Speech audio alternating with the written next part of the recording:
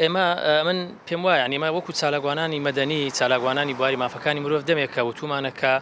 پێویستە وڵاتانی دراوسێ حیزبەکان خەڵکی دیکە هەموو ڕێز لە سەروەری خاچی عێراق و هەرێمی کوردستان بگری یعنی ئەمە بەپی ڕێککەوتنا منێ دەوڵەتەکان کۆتای پێ هاتووە تەجاوزکردنی وڵاتێک بۆ سەر وڵاتێک تەجاوزکردنی حیزبێک هێزێک بۆ سەر لایەنێکی دیکە هەمووی قەدەغێ بە پێی یاسانی و دەوڵەتەکان ئینجامە جگە لەوەی کە لایانی ژینگەی یەکەی جگە لەوەی کە دڵە ڕاوچێ بۆ هاوڵاتیان دروست دەکات جگە لەوەی کە پێشلکارێکی زەقە بەرامبەر مافی ئەو خەڵکی کە بۆ نمونە خەڵکێکی گوننشین لەو شوێنانە خەریکی کەسابەت و زراعەت و خەریکی ژیانی ئاسایی خۆیانن ئێستا ئەمە زەرریان پێگەیوە ئەمە بۆ تەمای ئەوەی کە بەڕاستی ئێستا لە ناوچە سنووریەکان هاوڵاتیان هەست بۆ بکەن کە هەموو ڕۆژێک ژیانیان لە مەترسیدایە ئەو کێشە و ململانیانەی کە وڵاتانی دراوسێ و خەڵک لێرە دەیکا بەڕاستی ئمە پێمان وایە کە ئەوە جگە لە ڕێزنەگرتن لە ئیرادەی خەڵکی هەرێمی کوردستان پێشلکارێکی زەقیشە بەرامبەر ئەو مافی میوانداری و خاوەنداریتێکە لە هەرێمی کوردستان هەیە لەبەر ئەوەی جەنابتان دەزانن کە بابەتی تۆپبارانکردن هێرشکردن کوشتن تاوانکردن بەرامبەر هاوڵاتی مەدەنی ئەمان هەموو پێچەوانی بنەماکانی مافی مرۆڤە پێچەوانی بنەمانی دەوڵەتیەکانە و ئەمە تەجاوزێکی گەورەیە بۆ سەر خاک و نیشتیمانی هەرێمی کوردستان بۆیە پێویستە هەموو لایەک ڕێزە خاچی هەرێمی کوردستان بگرن و بابەتی شەڕ و ئاژاوە هیچ سەردەم و کاتێک چارەسەر نەبووە بۆ هیچ بابەتێک جگە لە ئاشتی جگە لە زمانی دیالۆگ ئێمە یعنی بابەتی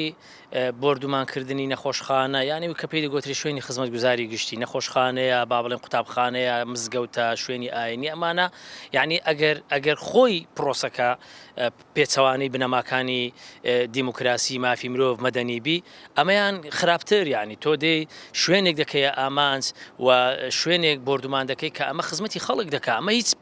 هیچ پەیوەزنی بە کێشە و ململانەی سیاسی یعنی دەوڵەتی تورکیایە هەر دەوڵەتێکیکە کێشە و ململانەی سیاسی هەیە کێشە و شەڕی هەیە لەگەر هەر کەسێک لەگەر هەر خەڵکێک لەگەر هەر هێزێک ئەمە مەدانی شەڕ هەیە و دەتوانی بخۆیان بەڵام ناکرێ مزگەفت و شوێنی گشتی و نەخۆشخانە و کتێبخانە و ئەو شوێنە گشتیانە و باغ و بیستانی خەڵک بکرێتە قوربانی بسوێندرێ هاوڵاتی مەدەنی شەید دەکرێت پیرێژن و بە ساڵات چوو منداڵ شەید دەکرێت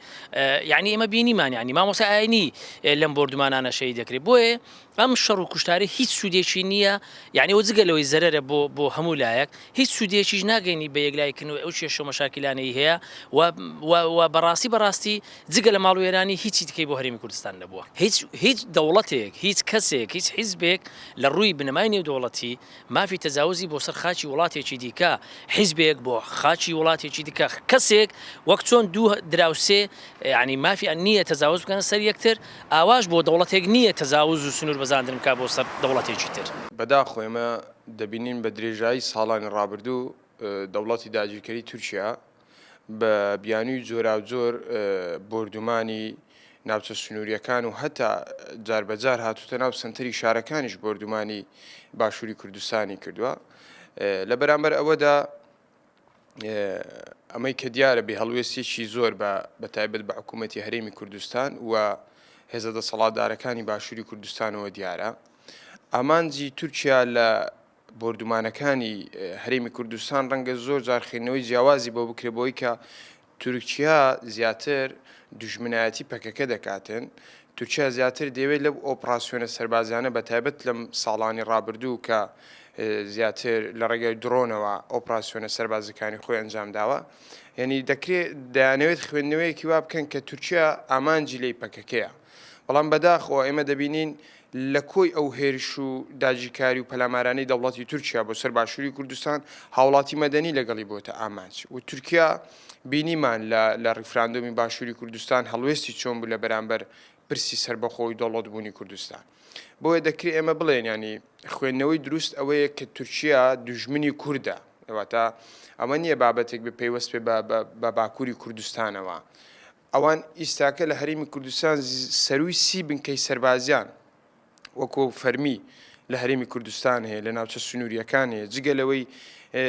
بارەگای هەواڵگیریان لە ناو شار و شارۆچکانی هەرێمی کوردستان هەیە و خەڵکی هەرێمی کوردستان بەکاردەهێنن بۆ وەکو کرێگرتە بەکاردێنن بۆ ئەوەی کە لە دژی پەکەکە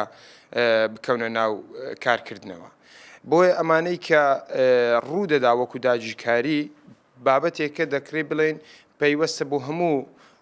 نەتەوەی کورد واتە بەو بەشێکی دیاریکراو نییە ئەمە بینیمان دوێنێ دوێنێ و پێرێ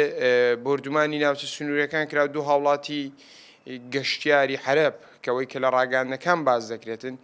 تورکیا بردومانی کردو بە فڕۆکە ئەو دوو کەسە گیانیان لە دەست داوە بەڵام دەبینین دەستگا ڕاگەاندنەکانی هەرێمی کوردستان دێن چاواشەی ئەم بردومانە دەکەن دەڵێن لە ڕێگای تێنتیەوە ئەو سارە بۆتە ئامانجەوە تەقێنراوەتەوە یعنی ئەم دوو فاقیە لە هەرێمی کوردستان و بەتایبەت بەرەی دەسەڵات زیاتر هەوڵ دەدەن ئۆپراسیۆنەکانی تورکیا میکیاز بکەن واتە جۆرێک بە شاعیرانە وەسفی ئەو ئۆپراسیۆنانە بکەن ئەوەی کە لە شنگال لە چەند ڕۆژی ڕابردوو ڕوویدا بردومانی نەخۆشخانەیەک لە گوندی سکنێ پێم وایە بەو ناوەیە و بردومانکردنی یەکێک لە ئۆتۆمبیلانەی کە فەرماندە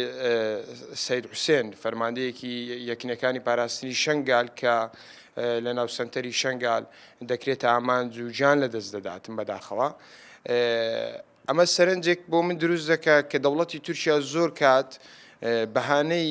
هێرشوو پەلامارەکانی بۆ سەر شنگال بۆ ئەو ناوچەیە دەگەڕاند بۆ ئەوی کە پەکەکە لەو ناوچەیە بەڵام سەید حوسێن و هەواڵانی تر کە شەهید بوونە لە ناوچەکە خەڵکی منتیقە بوونەوە ئێزیدی بوونە شنگالی بوونە لە ئەساسە ئێمە دەبینین مەسەنە خستەخانەیە کە بنکەیەکی تەندروستی کە بەم دوایانە زیاتر بۆ چارەسەری کۆڕۆنا بەکارهاتووە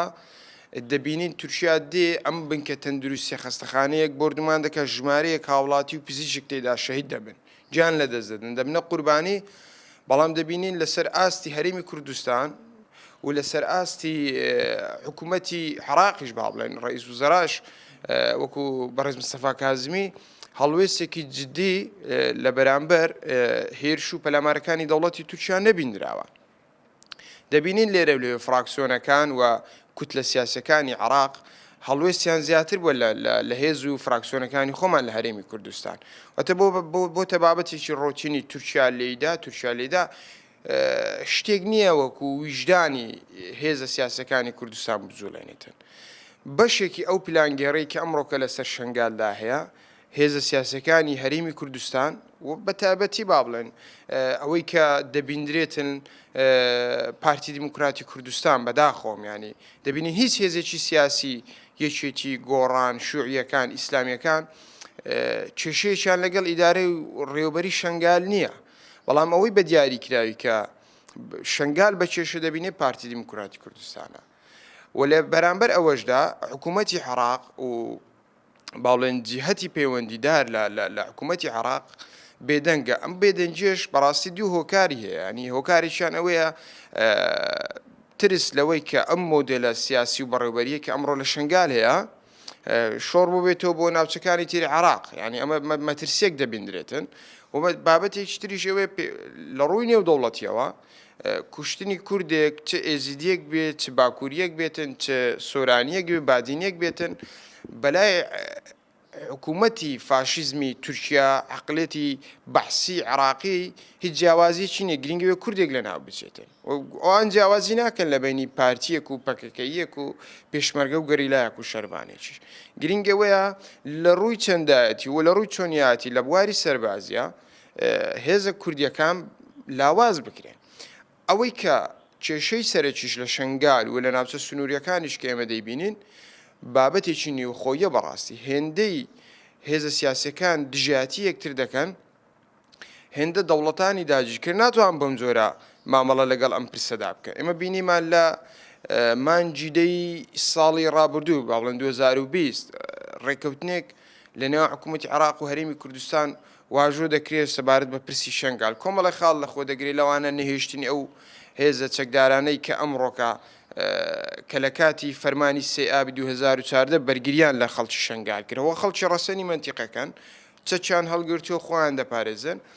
بەڵام بینیمان ئەوان دێن دژ بەم